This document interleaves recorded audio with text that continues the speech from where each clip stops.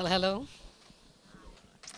Well, I've performed across the world in New York and San Francisco and Miami and all over India. So I'm one of the top 3 female comics in India today.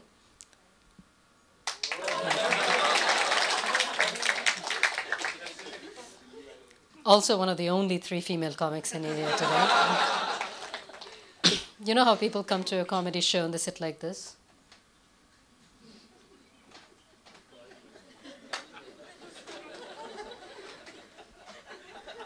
Make me. And I'm like, no, you've got us wrong. We're not going to force you to laugh. We're not rapists.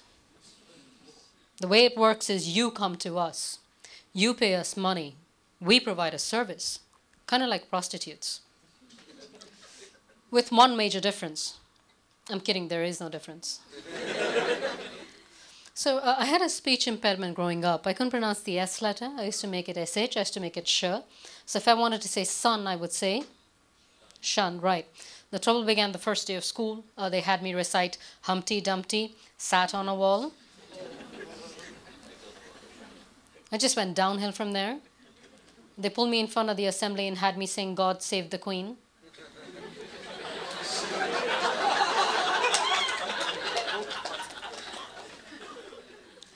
I grew up, some went to the United States. This guy wanted change for a $20 bill. He wanted 2 10s. I didn't have it. I said, I can give you shingles. No, it's funny to you. It's cruel from where I shit. And this priest came home. My mother wasn't in. I asked him if he'd mind waiting in the sitting room. And this friend of mine, she had a speech impairment as well. She couldn't pronounce the K letter. She used to make it ch, ch. It was embarrassing when we go to restaurants. She'd be like, Bhai sahab, ek chammach aur ek chanta de do. And when I got back from the US, I realized that we as Indians do some funny things with the English language. We make singular into plural and plural into singular where it's not warranted. So people will be like, oh, congratulations. Or they'll be like, nahi, baithne de ladies hai.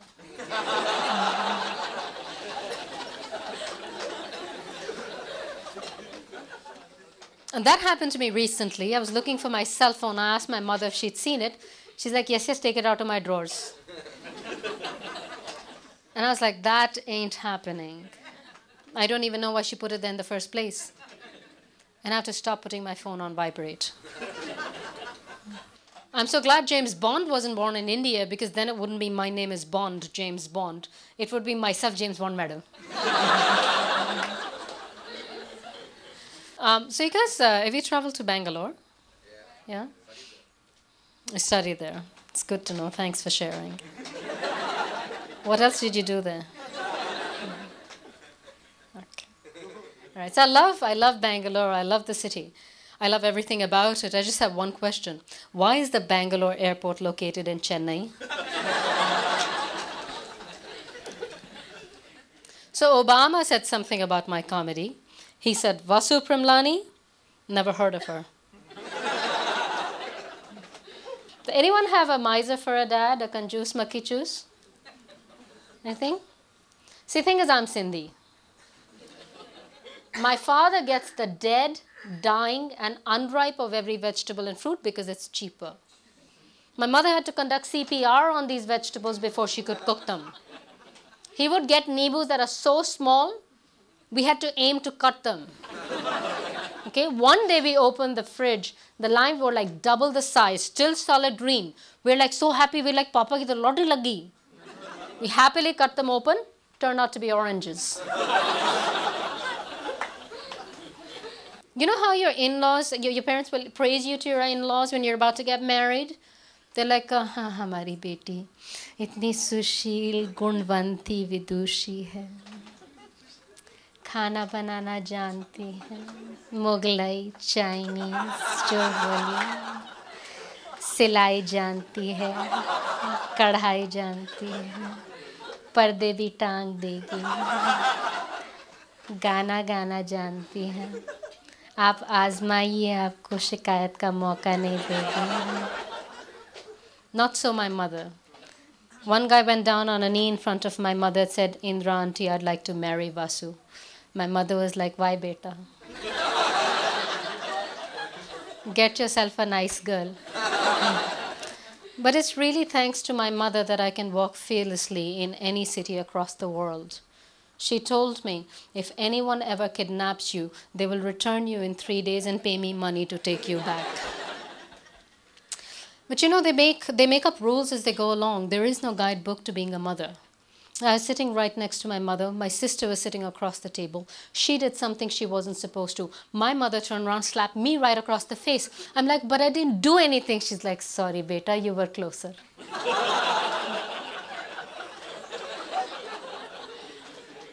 And George Bush did the exact same thing with Iraq and Afghanistan. It's the same argument. Y'all look the same to me. But I'll tell you this, there's a difference between Delhi men and Mumbai men. Yeah? Delhi men, I find, are immature. They take offense at the jokes I make about them. Not so Mumbai men. Mumbai men have no problem by making jokes about Delhi men. But you know, facial hair in a guy really tells you a lot about him. Like, for instance, I mean, if there's a guy who's clean-shaven, he's like, I'm domesticated, I'm housebroken, you can kiss me all over my face. Then there are those, just hair grew around them, kind of just, you know, they're clearly single, they don't know what to do about it. They're helpless in the hands of their hair. Then there's the beards and the sardars of the world. They're just a challenge to every sardani across the world. Himmat hai to pasa. Himmat hai to kiss kar. Dhoon, kahan kiss karegi?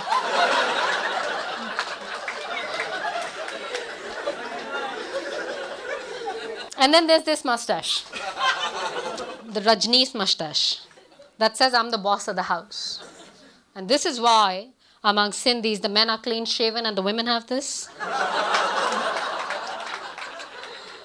Thank you. Have a great rest of the evening.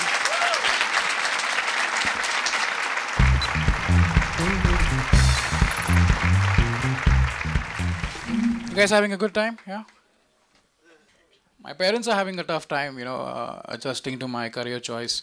Especially when they meet their friends, you know, their friends will ask them stuff like, "Tu beta karta kya hai aajkal?" Like, "Ji, wo joke sunata hai."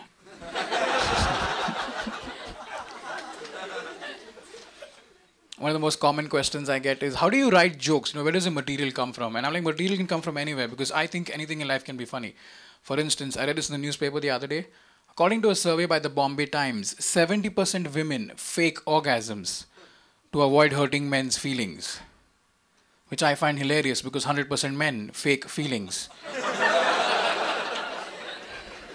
But because we travel so much, we obviously fly these really fancy airlines like Air India.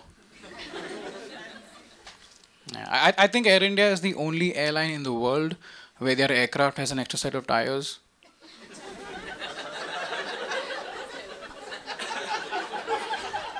Called cabin crew. You've seen them, right? Yeah, the crew in Air India, they are old. Like some of the crew in Air India, they are so old, they joined the airline before the Wright brothers invented the first plane, you know? Some of the crew in Air India, they are so old, every time they pass by, I have to get up and offer them my seat.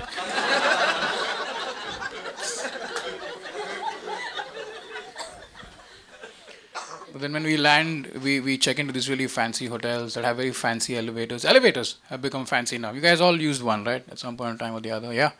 Have you guys noticed this new feature that elevators have? It's called the elevator man.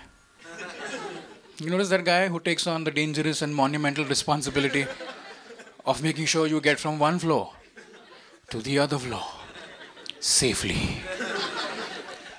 I have to say, this is a career that has a lot of ups and downs, no? And how do they recruit for a job like this? Is there a posting on Naukri.com that says looking for elevator man? Must be good with numbers. And should be ready for a quick rise to the top. I don't know how. Have you guys been to Hypercity?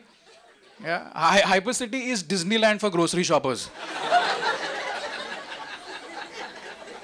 It has everything. You can find anything in Hypercity, even Nemo. It's fantastic, you know. But I'm not from Bombay. I'm not from here. I'm from this other place down south of Bombay. I don't think you've heard of it. It's called Goa. Guys, been there? Yeah, yeah. Let me just clarify this up top, right? Goa is God's gift to Kerala. Just letting you know. Because they're quite alike, aren't they? Goa and Kerala. Kind of like sisters, except that Goa is the hot one that everybody likes to hang out with. And Kerala, the other one you go to when you need a massage.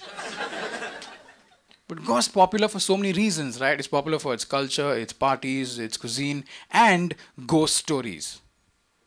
Yeah, this is true. The next time you're in Goa, try this. Speak to a local. Every local in Goa has a ghost story. And in all these ghost stories, there's a ghost. And for some reason, all the ghosts are always asking for a lift. So when I hear these stories, I get very confused. I'm like, how do you tell a regular person apart from a ghost? I ask my friends. And I should, this is what they say to me, right? Pay attention. If the person asking for a lift has their feet bent backwards, it's a ghost. I'm thinking, bloody hell, if your feet are bent backwards, you have to ask for a lift.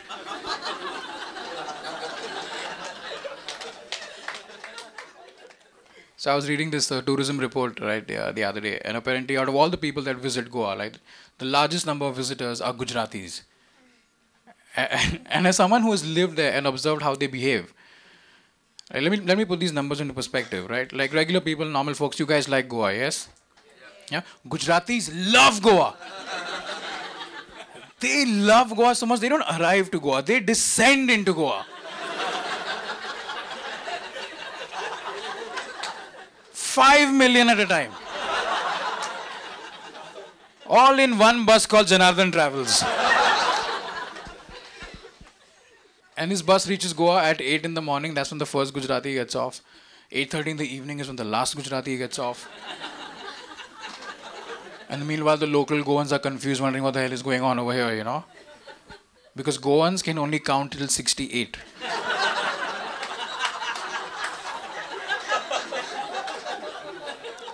At 69, they think they have to turn around and start again.